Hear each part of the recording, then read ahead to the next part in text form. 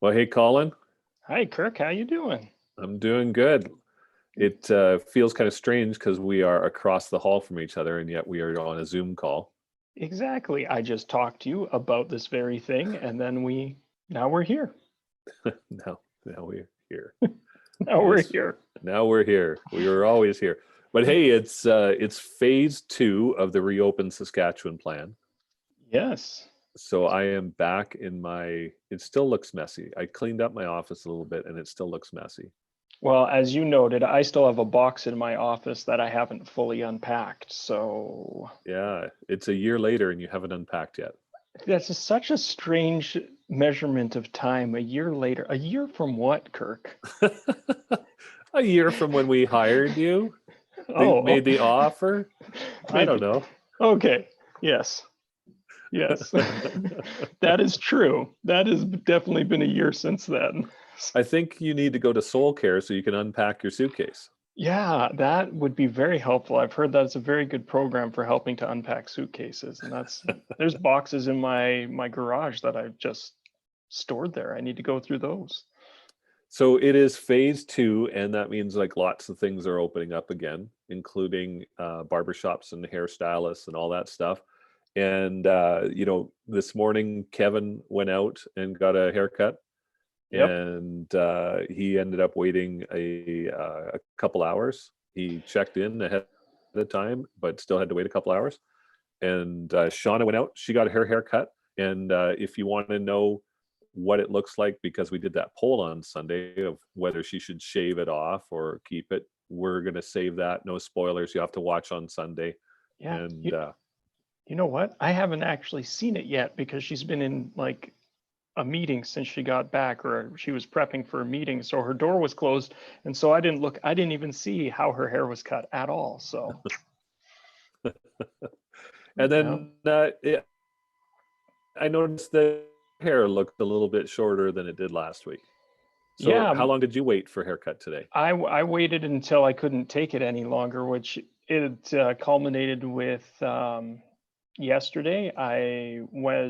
We did a bunch of yard work, the boys and I went for a run, and my hair was like plastering on my face, and I was like, I'm just going to cut my hair. So I just did it myself. And Oh, so you didn't wait for the economy to reopen. no, the Yeah. economy will not get my $25 for a haircut. So There we I gotta go. say, I'm just not pro economy right now, I guess, with that. So Well, it looks good. It looks good, hey, nice and short.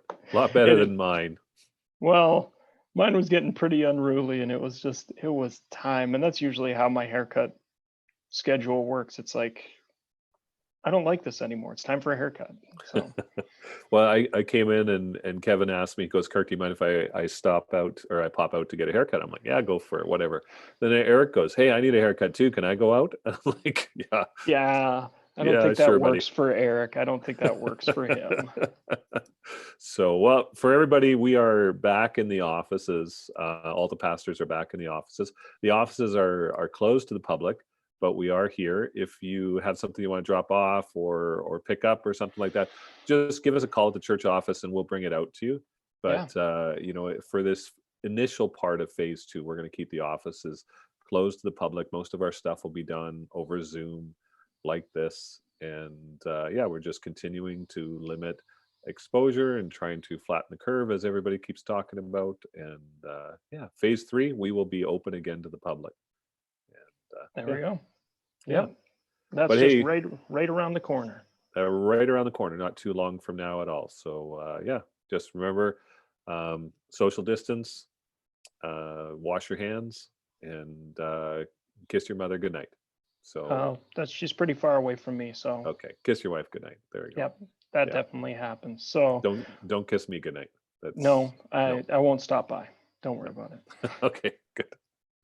All right. Well, we should talk about the sermon because that's why people are actually listening to this, not for our witty sense of rapport. Exactly. Yeah. I'm glad you redefined why people listen to this podcast, and that it is about the sermon, which is focused on the Word of God, and that's where we're going to be heading into. So, Kirk, what is the big idea for this weekend? What are we continuing in our Praxis sermon series? What are we focusing on out of the Book of Revelation? Yeah, so we're looking at the second church, which is Smyrna, and so this is Revelation 2:8-11, and it is that the Christ-centered life is loyal throughout. Mm, So I'm using this word loyal, and what does loyalty mean? And that's actually how we're going to start the sermon off this weekend. Is I'm just going to ask people, what does loyalty mean? What does loyalty look like in your life? And that'll be an opportunity for everybody who is gathered together in your house church, as it were, mhm. to talk about what loyalty is. And so we're going to give a minute or two just to talk about that around the couch or around the coffee table and that. And I'm using this word intentionally because sometimes we would say, the Christ-centered life is faithful, right? It's a faithful life. Yes. But I'm trying to say, let's use a different word that isn't so churchy, Hmm. that we may not associate with this topic, that will get us to think a little bit differently about what Jesus actually wants from us, what he Yeah. envisions as our life. So we're going to talk about loyalty. Yeah. And so what does loyalty mean to you, Kirk? No, I'm Loyalty, just, that's for, that's yeah. on Well, Sunday. if I won't that's on take. Sunday, okay. Okay. I have some stories about people that have been loyal and stories about people that have been disloyal. Mm, Because we've probably all experienced that the same, right? yeah. I And we know are, for sorry, I was going to no, say for myself, I often think of, we like watching spy movies, Christy and I. And so it's always like, oh, where does their loyalty lie? What side are they actually working for, if they're a double agent or not? And so that's always yeah.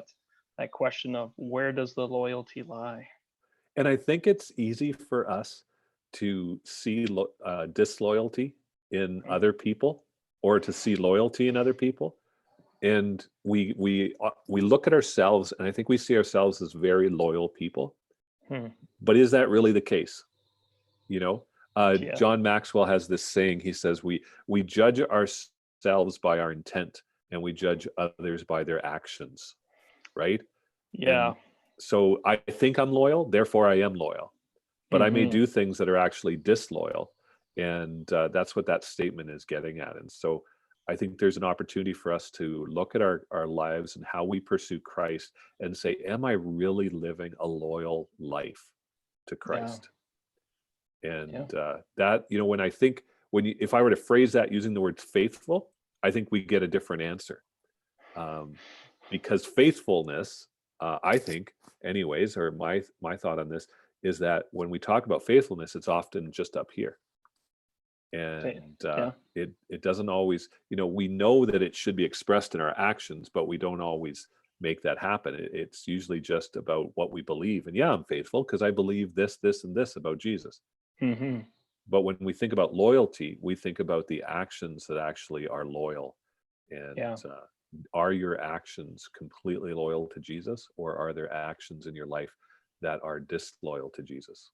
Yeah, and that's the truth about being in a relationship, right? And so if we think about either like marriage or if you're dating somebody, loyalty is more than just, well, I never cheated on them, but were you loyal in all your thoughts and actions? Were you Yeah, above board, even within your internal thoughts? And so loyalty goes much deeper than just the observed action. So yeah. yeah, yeah.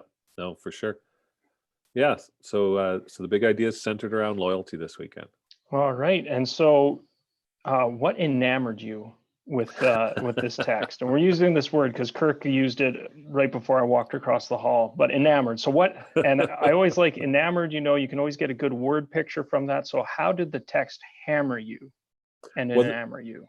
there was a couple of different things that really enamored me with Smyrna. This is a very interesting church, because this is, some scholars say that the more martyrs per capita came out of Smyrna, or died in Smyrna would probably be a better way to say it, than any other city in the Roman Empire. Wow. So this was, I remember in college they read part of the Epistle of Polycarp, Hmm. and Polycarp was the bishop of Smyrna. He was actually a disciple of John, who writes Revelation.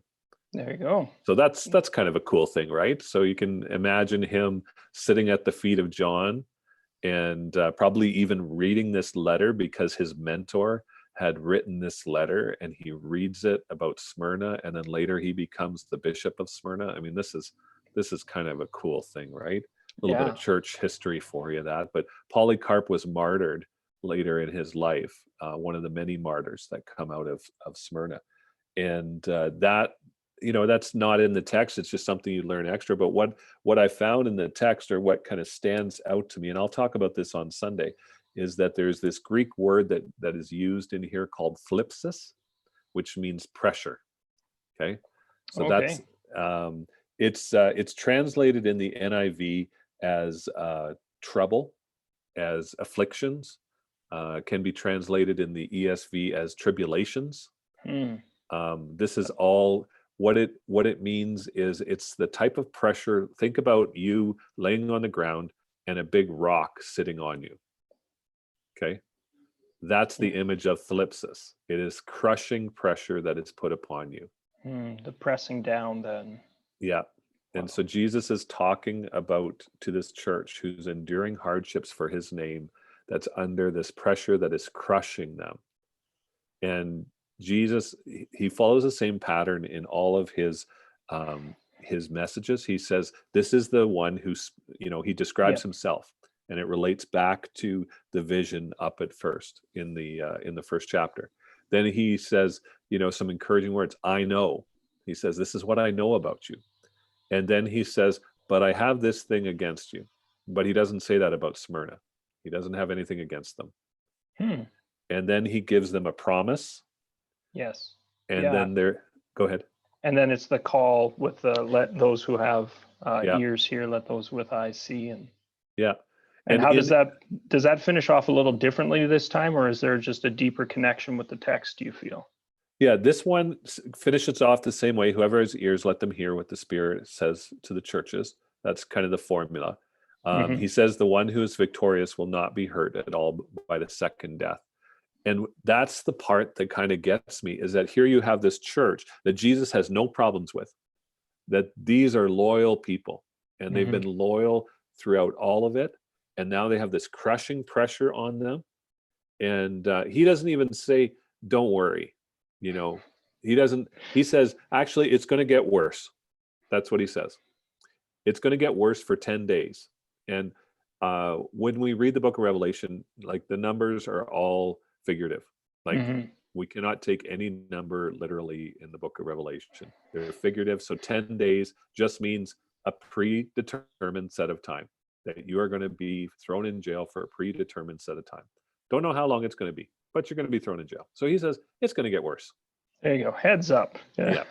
And then he says, but don't worry, because I'm in charge of the second death.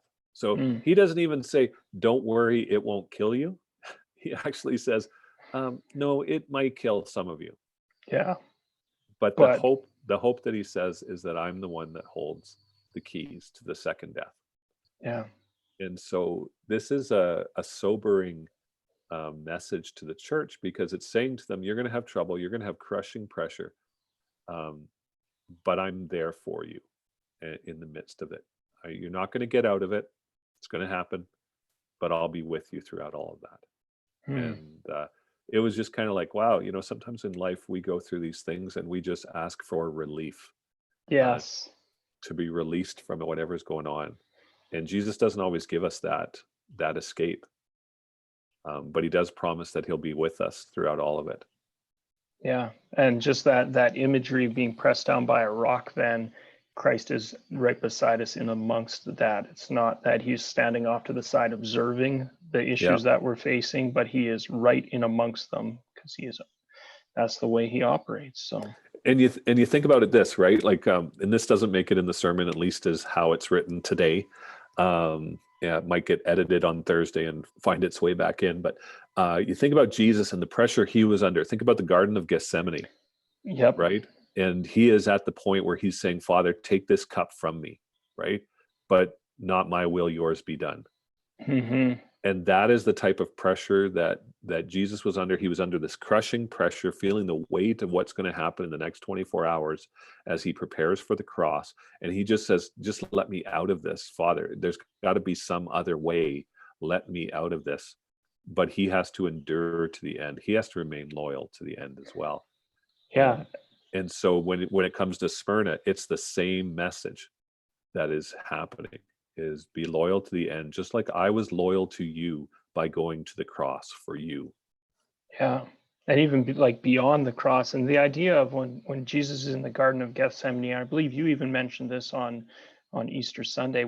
You mentioned like the olives pressing there, like that is what it was, the pressing place. Like Christ was pressed there to the point of Yeah. sweating drops of blood. And I don't think that I've ever in my life experienced difficulties or trials that have made me sweat blood yet. And so Yeah. that's always a very interesting state, that Christ has always gone before us all the way to glory, to the right hand of the Father. And so for the Church of Smyrna, as you said, like the high level of persecution they were facing and the amount of martyrs that resulted in your studies, was there any indication on why there was such a high number of martyrs from Smyrna itself? Or There wasn't. My assumption would be it's because they refused to Mm, give in to the pressures of the culture, yeah, right?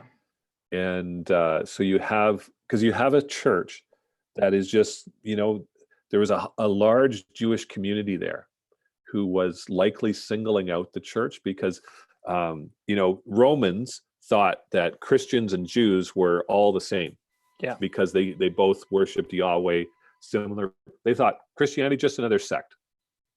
And so the Romans would look at them both kind of the same way. And when the Jews had an exception that they didn't have to worship Caesar, that was just what the Romans did. And so they looked on Christians the same way and gave them an exemption at first. But then as the Jews started to say, well, we're not really like them, and they started to inform on them and point out the differences, well, then Christians lost their exemption. hmm, And so yeah, now Christians are told they have to worship Caesar. There's pressure on them to worship the other gods as well. And yet you have a church that says, no, actually, we're loyal to Jesus, and that is it. We will be loyal to Jesus to the end. mm, And I think that is why we have so many martyrs, is just because you have a church that refuses to conform to the pressure of society, even at the threat of death. yeah, So you fast forward to us, and how often do I conform to the pressures of my in-laws or to the pressures of society to relinquish or to even just let up on some of my convictions, hmm, the things that I believe about Christ, in order to get along better within my family, with my friends, in my workplace. We yeah. don't face anywhere near the persecution that Smyrna did, and yet we probably compromise a lot more easily than they did. Yeah, definitely. And there's definitely the idea of just comfort level. So if you have a high level of comfort, then a little bit of persecution seems more Yeah, like a large obstacle because it's taking you away from your comfort. And I can remember reading in Fox's Book of Martyrs, and just reading about those who had laid their life down, and that they weren't in comfortable settings ever. They were always in amongst discomfort. But yeah, I'm trying to remember which one it was. But one of the fellows said that, God has brought this into my life so I would rely upon Him more and love Him more than yeah, my own life. But with our Western view of comfort, sometimes we love life more than the life giver. And yeah. so it's that God allows That's true. discomfort in our It's very lives, true. not only to Yeah, draw our attention back to his support and care for us, but it's the idea that if we walk through our discomfort with our eyes fixed on God, when we look at those around us, then it kind of creates this empathy of struggle. And so when somebody else is in struggle, that isn't uncomfortable to us. But sometimes when mhm, somebody else is going through a struggle, it is uncomfortable to us. We don't know how to react. We don't know what to say because we have not experienced that ourselves. So yeah. yeah, yeah. Very true. Very true. So Yeah. So then, in terms of application, Yes. what the church is given for application going forward, and what you can talk about with your groups is, you know, the solution or the way that we remain loyal, because that's what we need to figure out. Okay, so we know we should be loyal now, Yes. and probably have a higher level of loyalty than we may exhibit. How do we remain loyal throughout? And Jesus says to them, he says, I am the first and the last, the one who died and came to life again. And he throughout this, there are these pictures. He says at the end, he says, I'm the one that holds the keys to the second death, right? Mm. So he keeps pointing to himself. And so the application, or the way that we remain loyal, is to have a clearer understanding or a clearer picture of who Jesus is. Mm. I think that we are disloyal at times to Jesus because we have too low a view of him and too high a view of ourselves. Amen. And Yeah. yeah, and we need to see Jesus for who he really is, that he is God. He is the first and the last. He's the one who created everything, and he's the one who has the last say over everything. Yeah. And he is the one who gave his life for us and is not dead, right? These are Hmm. all pictures of his divine identity. And if we would begin to see him as greater than ourselves, I think we would be more loyal to him overall. Amen. Yeah, So just the idea of the Christ-centered life and what that really looks like isn't just an emulation of Christ, but having him at the center of the life. So, yeah. So I think as a groups, I would say let's ask each other, when you find yourself in difficulties, do you see Christ for who he really is? hmm, Or is your image of yourself greater?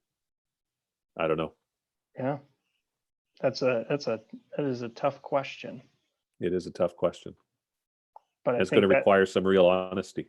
yeah, some very being very honest, but also being very empathetic towards one another and whatever the person says to you know, I think a good point to talk about is maybe even to talk about out of John, where Jesus describes himself to the disciples before he leaves them. That's a good place to go to get a bigger vision of who Jesus is. And Yeah. so, as a group, to talk about, well, who do you focus on? Is it yourself or is it Christ? But then, what is the image of Jesus that needs to be kind of grown within your eyes, within your heart, within Yeah. your soul? So, yeah. Yeah. I think, my own self, I just decided to do this within the last few days here. But, and I go through these spurts where I do this, but I've decided I'm just going to read all the Gospels in the next 30 days. Yeah. Because I find that I get so distracted by everything else in Scripture that I lose track of Jesus at times. And so for me, in my own self, I've done this before, where I remember once years ago where I was just like, I just need more of Jesus. And so Mm. I went for a whole year just reading the Gospels. That's it. Um, and I mean, I did other stuff for my studies and for preaching and stuff like that. But for my own self, I just wanted to see Jesus more.